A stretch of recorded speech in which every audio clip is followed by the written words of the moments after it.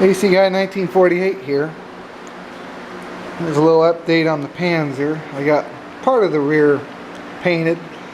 This is the closest color I think I'm going to get without having special paint mixed up. So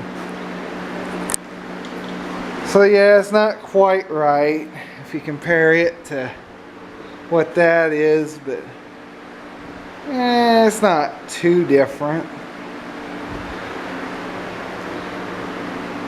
Also trying out a new camera here,